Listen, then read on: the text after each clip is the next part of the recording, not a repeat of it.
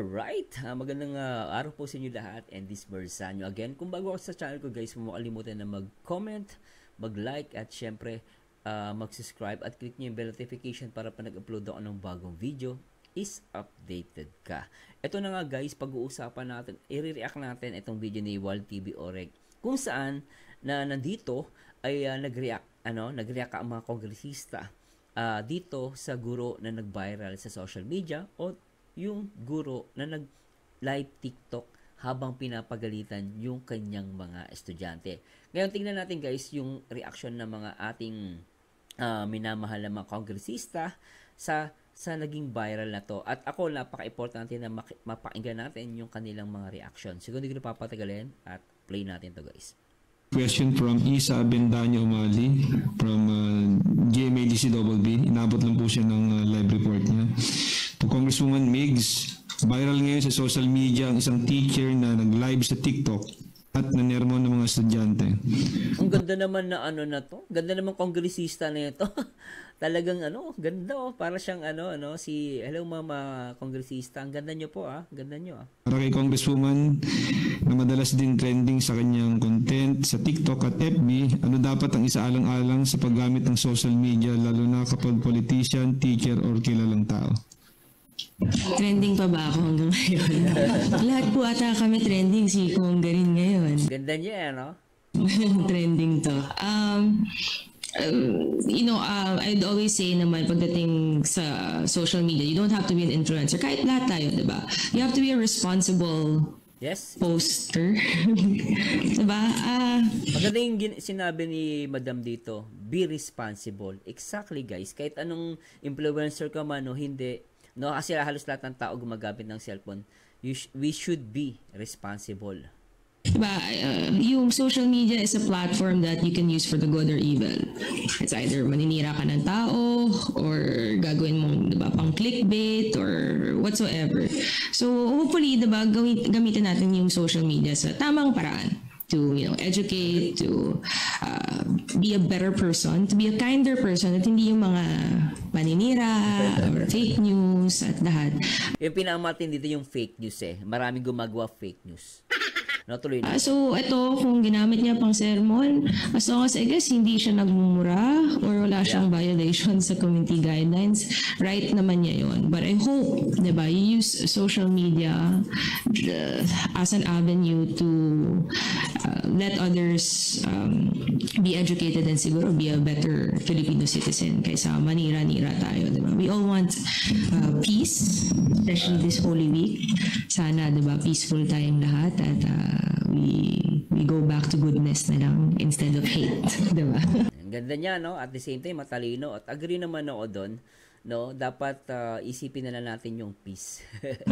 So, yun. Siguro yun lang po. Ako, napanood ko kasi yung teacher na nag-viral sa social media.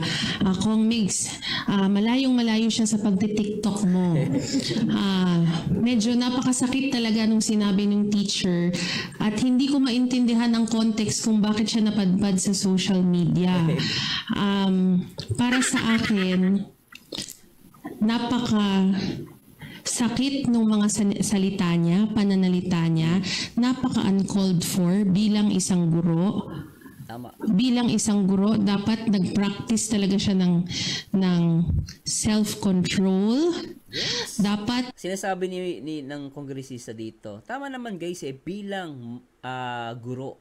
Kasi nagguro ka Actually guys, kapag nag-teacher ka, dapat talaga mahaba pasensya mo. At you should know kung ano yung magiging kung ano yung mga bagay na haharapin mo once na naging teacher ka. Iisipin mo palagi na ikaw ay isang guro, hindi isang content creator. Pero although okay naman yun actually guys Kaya lang talaga merong lapses na nangyari at meron siyang mga words na binitawan, meron siyang parang dinidegrade niya yung mga bata. Bata yun di ba? So anyway, tuloy muna natin to. Maganda ito tong mga reaction nila rito.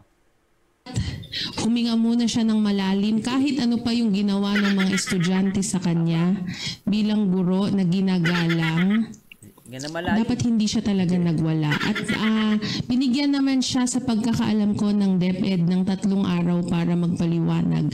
Siguro antayin na lang natin yung napakaganda niyang paliwanag. Ay, nako, yun ang ihintayin ko, yung napakaganda. Sana nga maganda. Kasi matindi talaga yung mga pinagsasabi nung guro na nag-viral. At napakasakit ng mga salita niya. Tinawag pa niyang Ingrato.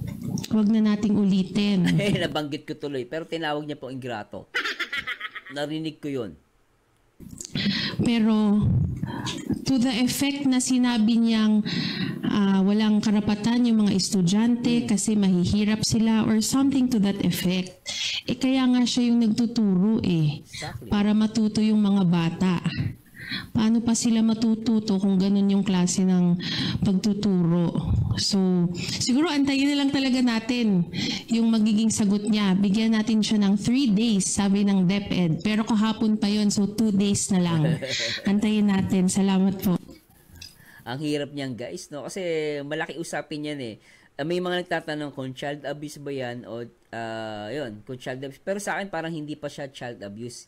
Ang ano lang talaga dito ang sa akin na to, guys, ang nakikita ko lang dito yung discipline, yung child discipline, yun ang pagkukulang niya.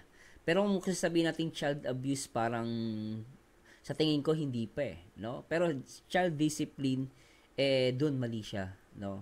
Hindi naman tayo abogado, pero sa nakikita ko lang sa child discipline siya nagkulang, no? Pero kung guys, pwede niyo po i-correct hindi ko po sinasabing tama po ako. Anyway, tuloy natin to. Comment down below lang po kayo dyan. Okay. I saw the video, not fully, no? But looking from the balcony, this can also be an eye-opener. May mali ang teacher, yes.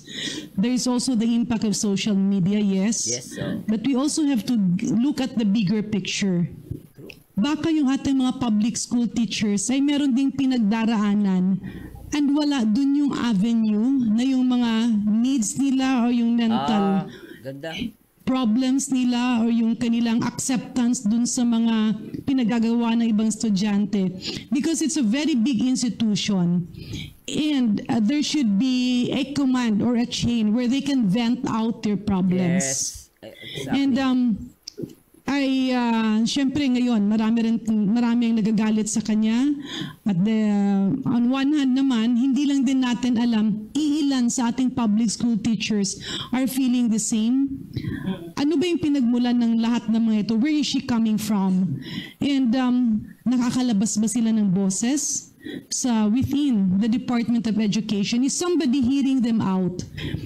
Is somebody hearing their problems? Or is somebody supporting them? Ano ba yung mga bagay-bagay? What should be the feedback mechanism between our teachers and their administration? This is a very important thing that should also be looked into. Because for all we know, baka mamaya sa loob-loob niya andun na yung galit, pero hindi siya makalapit sa principal, sa regional director, or baka nakalapit siya, may problema na, pero kino-contain kasi hindi nila maipalabas sa central office. Tama. So, mind you, we need to look into this kasi baka mamaya it's not an isolated case. Nagkataon lang nalaman ng lahat kasi ni-live niya. Ni-live niya, di ba? Was it live or somebody took it? I'm not sure. I think siya ang nag-live. Alam niya yun kasi ang mga cellphone kasi ngayon Tsaka yung nakikita natin, yung cellphone niya is parang nakaharap. Hinala ko lang, guys. Then natingin siya dun sa camera kung papanood niyo yung video.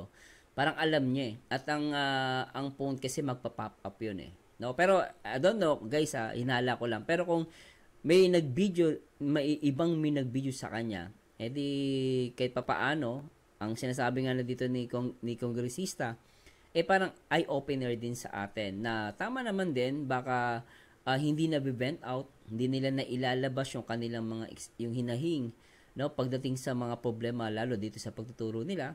At siguro, naging way na lang talaga, ang naging lang talaga dito, yung pagkukulang is, nag-bent out siya through social media, which is para sa akin, hindi talaga dapat. No, hindi dapat na ginawa. Pero yun nga, dahil lumalabas nga at maaari nga na dahil medyo hindi nakapag-open sa mga principal, sa mga head nila, yun, nangyari to, no? Pero kung nagiging open sana nga ang yung mga principal o yung head ng school, siguro I think may possible na maiwasan yung ganitong mga problema. So, tama naman din si Congress. Maganda rin minsan nangyayari yung mga ganitong bagay para may ma-open sa atin na siguro may kailangan baguhin, may kailangan gawing adjustment, di ba? So, tuloy muna natin. Ni-live niya, di ba? Yun ang pagkaintindi ko eh. So, hindi siya by accident eh. It's intentional. Oo, yun din yung hinala ko, madam eh. Parang hindi siya accident. Intentional. Makikita mo naman dun sa mukha niya eh. Nakatingin siya sa phone eh. Di ba? There's a deeper message behind that. It's venting out. Nandoon yung baka mamaya hindi na niya alam ano bang gagawin ko. Who can hear me out? Who can help me? Pero kasi madam, ang saan kasi, nagyabang pa siya na nakapasa sa board exam. Kasi ayun ang pinakamasakit na sana hindi niya sinabi yung sa board exam. Ngayon kasi lumalabas, kung nakapasa ka sa board exam, bakit hindi mo naisip nakausapin yung head nyo? Bakit ka nag-live? Hindi mo pwedeng i-reason out kasi, di ba, kahit sa anong paraan guys I don't know guys kung ginawa niya yung live. Kung hindi man niya ginawa yung live, no? Kasi, pero makikita mo naman yung ng camera no? Pero still guys, hindi ko naman sinasabing gano'n nga siya nag-live. Pero, if ever na siya ang nag-live, may pagkukulang pa rin talaga siya dun sa point na yun. No?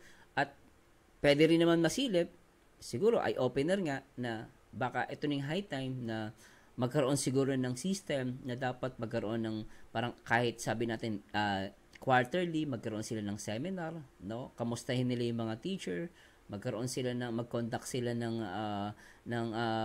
parang brainstorming every month, no? Para lang sa mga teacher at kamustahin nila. Kasi guys, totally kami naranasan namin noon pa, elementary ako, 60 student sa loob ng isang classroom. At ang nagulat lang din ako, kahit 60 kami at may mga pasaway, namamanage ng teacher ko yun. Anong ginagawa niya? Ang ginagawa niya, hindi siya nagsasalita. Tahimik lang ang teacher ko. At talagang seryoso siya. No, talagang kung ikaw makulit ka, no, hindi ka niya hayaan na magiging makulit ka.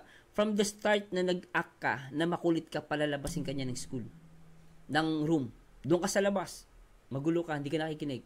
Ganon. Kaya kami, from the start na nagturo siya, nung nagpakilala sa amin ng first day of school, nagkaroon na kami ng disiplina. Talaga nandun yung takot mo na ikaw manggugulo ka sa classroom. May makulit sa amin, normal sa bata ang makulit. Hindi mo maiiwasan na ang mga bata ay makulit, especially elementary school. Sobrang kukulit niyan. Kaya lang, kapag ikaw bilang teacher, sa umpisa pa lang ng school, hinaayaan mo lang. Tapos, syempre, napuno ka na. Puputok ka talaga. Someday, sabi nga nila, puputok yung fuse mo. No? Ngayon, para maiwasan yan dapat, first day of school pa lang, mas maganda, dinisiplina mo na ng tama. Hindi mo naman kailangan magsalita ng masakit Naniniwala ako dun Hindi mo naman kailangan na pumasa ka ng board exam No? Common sense na lang yan. At emotions. Kaya lang, sabi ko nga, magkakaiba tayo. No? Hindi ko naman pwedeng i-down yung teacher. No? Ang point ko lang, sana hindi siya nagsalita ng maganda. Keso, nakapasa siya ng board exam, di ba? So, yun lang yung pagkukulang niya. At the same time, hindi natin alam yung pinagdadaanan ni madam, yung teacher. So, yun lang po yung masasabi ko. Kasi, hindi lang naman siya ang public teacher, meron pa nga worse Di ba? Iba, umakit pa ng bundok Di ba? Pero bakit na ma-manage nila yung estudyante nila? Yung mga sa probinsya, guys, panoorin nyo. Yung mga estudyante ang madisiplina. Bakit makikita mo sa kahibaylan ng nasa public school na ang eskwela pa nga hindi pa maganda pero magugulat ka yung mga estudyante mababait. Bakit ganon? 'Di ba? Sabi na natin kasi yung mga bata hindi mo maaalis ang kulit niyan katigas ng ulo 'Di ba? Although syempre, no, iba-iba ang sitwasyon ng tao.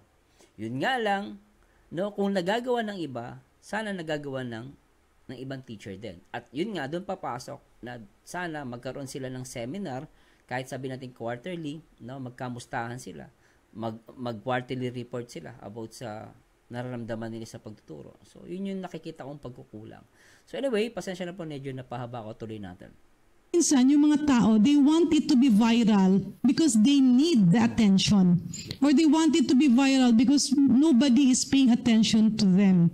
Or is this... No, madam, kongresista, minsan talaga gusto viral for the views. Kasi alam mo, mahirap gawin yan eh. Ang tao ngayon, namomotivate because of views eh. Hindi para, minsan ang masakit na katotohanan, hindi para mag-educate eh. Hindi para mag-ayos eh. Minsan para nagiging worst lang. No, kapag galit ka, huwag kang mag-live.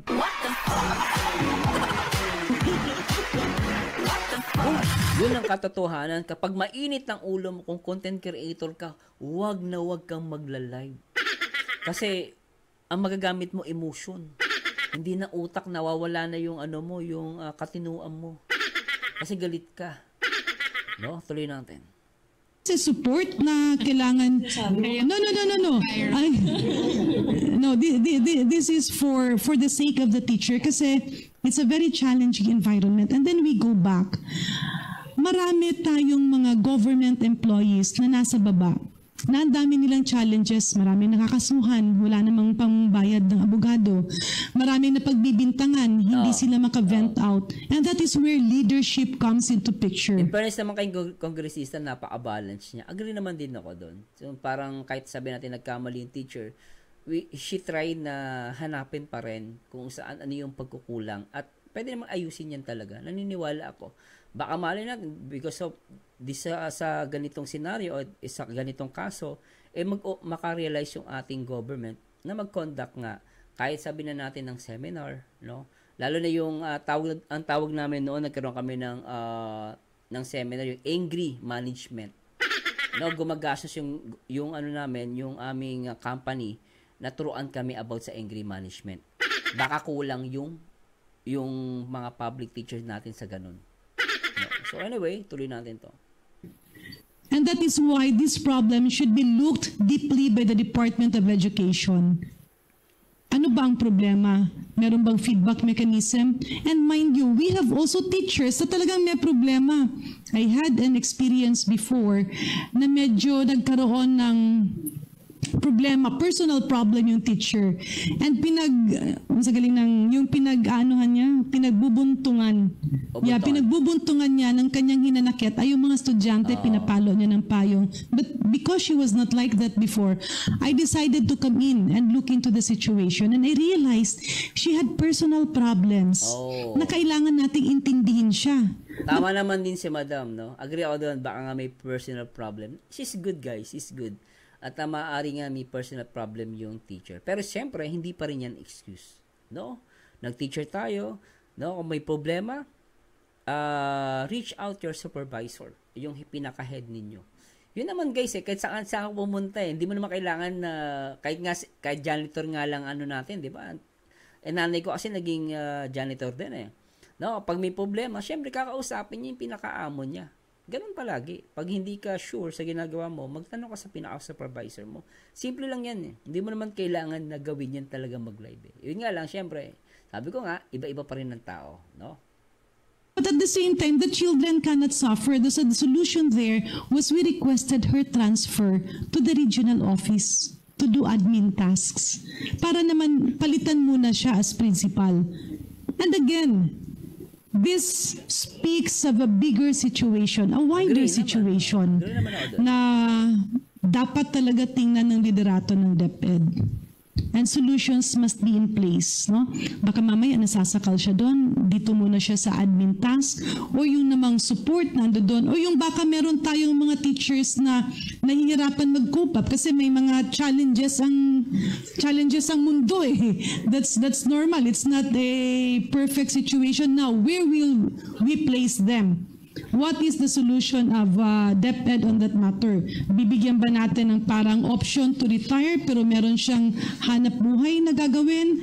Or ano ang magiging partnership nila with other institutions? That is where the management should come into play because at this point of time, nangangailangan ng nanay. No, nangangailangan ng nanay. Both the students, the teachers, and the institution. Thank you. We invite our honorable speakers to. So anyway guys, I hope nakuha niyo yung point natin dito. So kung may mali man po ako, no, i-correct niyo po ako. Pero sa akin, yun lang talaga yung masasabi ko. No, so pero try natin guys na magbasa ng ibang mga comments dito, no, kung ano yung masasabi nila. So try natin to guys. Sabi ni Joan Gamora. Iba na panahon now, pasaway na bata. No discipline anymore. So I cannot say na no more discipline. Meron pa rin namang disiplina. Depende pa rin 'yun sa magulang, no? Depende pa rin sa magulang 'yun. So hindi natin pwedeng sabihin na no discipline anymore. Kasi alam naman natin nung araw kasi sa 90s, 80s, talagang nakatikim kami ng squat. No, palalabasin ka, squat, pipingutin ka. So, 'yun, parang medyo naging na-lesson 'yun, di ba? Because of syempre merong karapatan kasi may mga guro din na mga abusado sa pananakit sa bata Totoo naman 'yun, guys No? Pero tuloy natin. Mga bata bantayan nyo. Ask nyo sa mga parents bakit nawala ang good manners ng mga bata. No? Madali magpaalam ng mga bata subalit kailangan ang manners ay magsimula sa magulang. Totoo naman po 'yan. Dahil ayaw nilang idisiplina ang mga anak nila ng mga guro. So, I don't know. Ako kasi bilang magulang, gusto ko rin idisiplina yung anak ko. Huwag lang talagang sasaktan at pagsasalitaan ng masakit. Marami namang way Hindi mo kami nun, yung magulang ko, yung tatay ko, minsan tingin lang Takot na kami. Para sa akin kasi kung paano mo, kasi ako bilang magulang o bilang guro, paano mo i-execute yung pagdidisiplina. May nag-comment sa akin last time, teacher yun, sabi niya, pag ganon, ginagawa niya, umalis siya ng klase, hindi siya nagsasalita. Pagbalik niya, hingi na ng sorry ng mga estudyante. That's it. Di ba naman kailangan mag-talk ng sobra Diba? Kaya wag na lang pairalin at itry nila na magturo. Sa dalawa anak nila, kaya nila yon. Ang mga guro kasi hawak nilang bata ay not less than 30 pupils. Try nila ang isa nilang anak. Kami, 60 sa isang room. Pero nadisiplina kami ng teacher ko. Ganon. No? Naalala ko guys, although high school ata yun High school ata kami, no? Parang ganun. Kung nagkakamali, guys, no? Pero ngayon, 30 daw. 30 pa lang yan. I don't know, guys, ngayon, Pero sa amin, naranasan amin 60. Sobrang dami. No? Pero try natin to si Gemma Dokuyanan. Salute to Congress Garin. Try nyo din po sana ng iba na sila yung nasa loob ng classroom. I-admit na mali ang ginawa na teacher na nag-video po siya. Exactly. I-admit natin, no? I-admit na mali ang... Totoo yun, i-admit natin, ako mali talaga yun Nag-video siya. But, on the other side, baka naman po ay may tapang siyang ipaalam ang reality. Totoo naman. Pwede rin naman ganon. Kaya lang, syempre, mali pa rin. In reality, dapat mong ipaalam yan sa supervisor mo. Hindi mo kailangang i-TikTok yan. Naniniwala ko kasi, ibibideo mo yan, ilalive mo, sino makikinig? Minsan yung makikinig, makikitid pa utak. Hindi ka mauunawaan. No, kahit tama yung sinasabi mo, ikaw pa rin ang mali. Mas maganda, dun sa makaka-relate ng problema mo, which is your head supervisor, yung pinaka-head nyo, di ba? Inside the classroom, how pupils act and behave. Tao lang din naman po kaming mga teachers, may damdamin, may pinagdadaan ng mga problema, at higit sa lahat, hindi po kami santo-santo. Naintindihan ko naman po yan, madam. Agree naman ako doon. Kaya nga lang, no, hindi pa rin natin, bilang teacher, no, nag-teacher ka, dapat alam mo yung responsibility mo at alam mo kung ano yung pwedeng mangyari during sa pagtuturo mo.